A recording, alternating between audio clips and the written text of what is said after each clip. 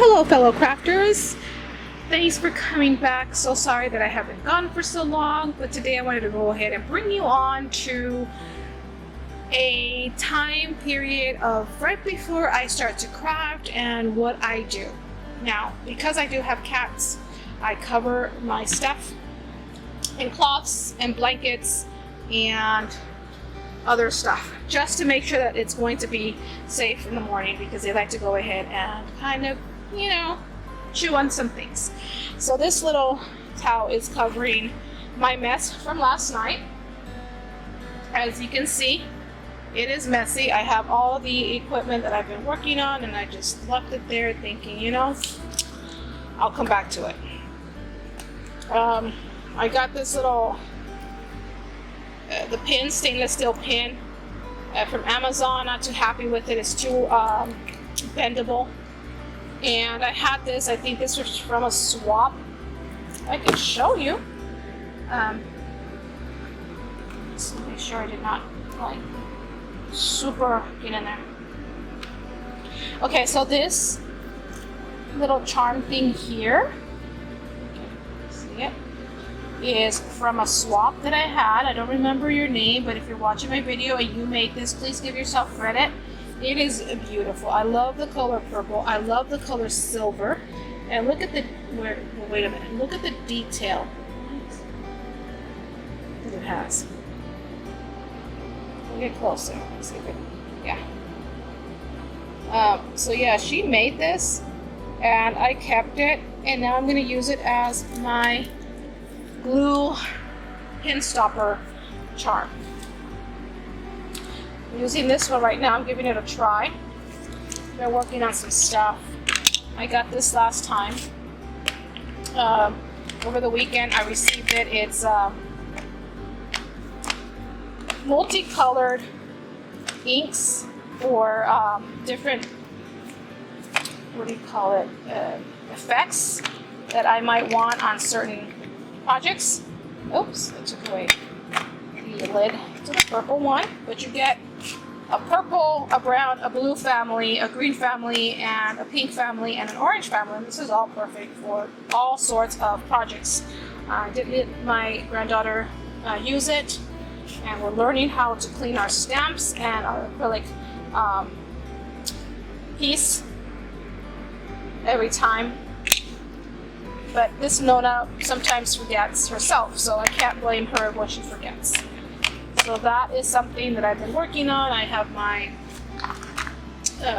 paper puncher and stamps and all this paper that I wanted to go ahead and just, show you guys what I do. The other thing that I'm doing right now is a junk journal, and that should be up before the end of the month. And the way that I keep my junk journal stuff, sewing things in one place so I don't lose it, is by using these makeup bags. Right now I have this in here. My threads, my needles, should have 2 needles, yeah. This one has another needle there. Probably showed this to you before. I have little extra things that don't need to be in there, but they're in there for some reason. And then I have, let me show you this one first. This one here is my kind of like a board to punch the holes into the junk journal and the system of binding that I'm doing. And it's just basically foam piece and a hard piece there. This is supposed to be one of those karate chop boards, and I found it at a thrift store and I put it in here. I also have, turn this one around,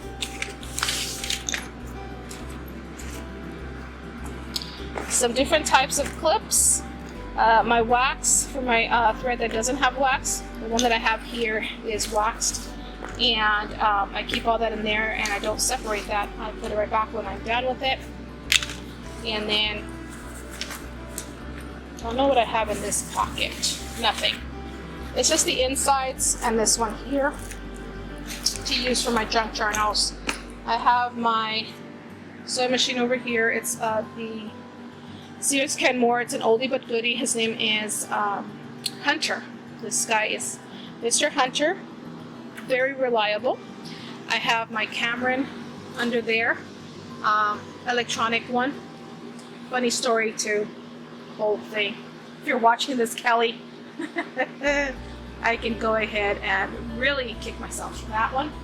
And then underneath this little cloth here that I also keep protect because of the kitties is my little sewing machine friend attachment, helper. That idea came from Crafty Crafts by Dina. She taught us on her video how to make it. Thank you so much, Dina, if you're watching this video. And I made that one. I have fabric for another one, and I have not got to that. Maybe now with my sewing machine out, I can go ahead and do that.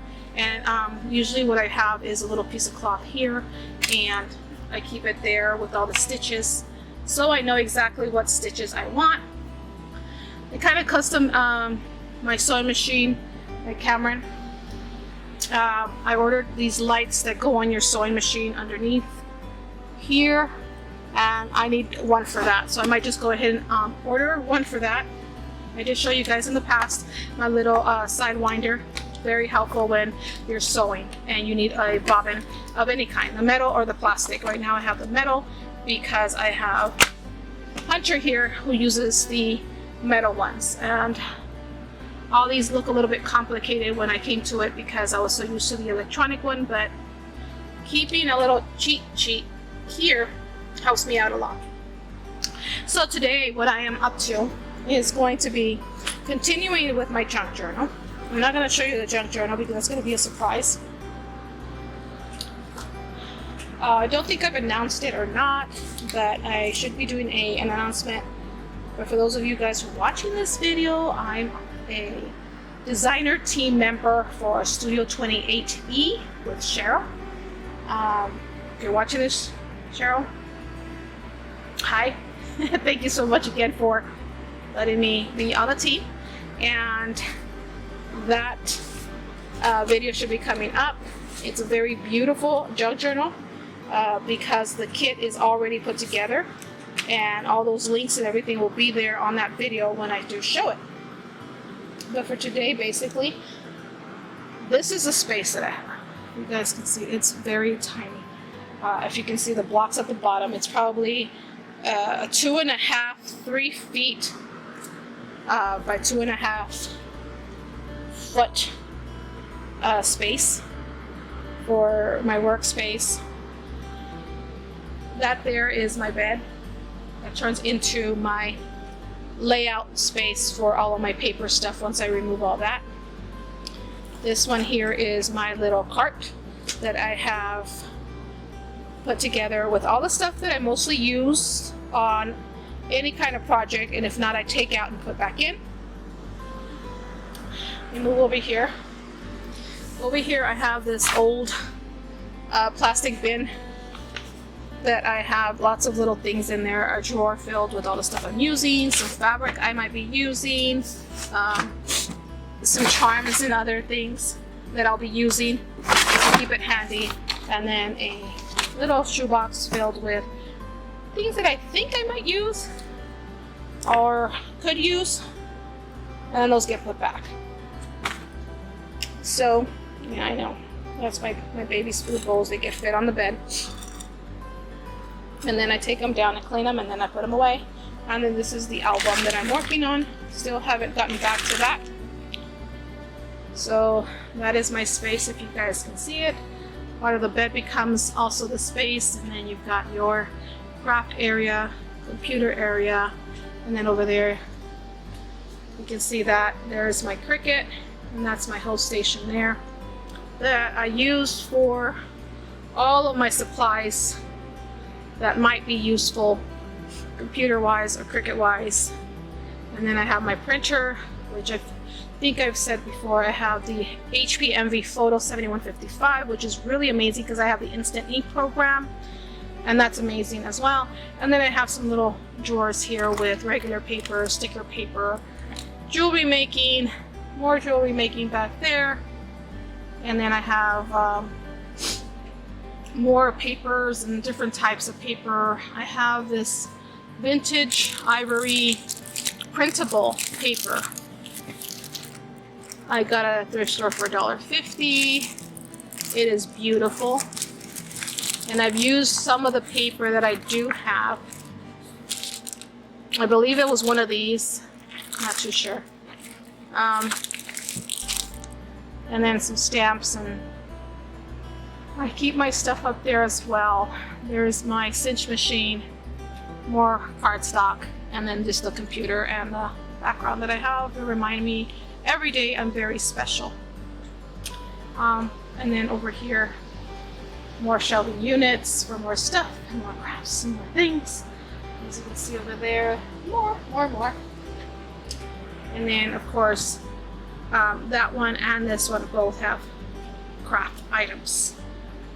So there you guys go. This is the life of me crafting space. I don't have a craft room, and I don't have a craft closet or anything like that. I just have a craft area taken over from the bedroom.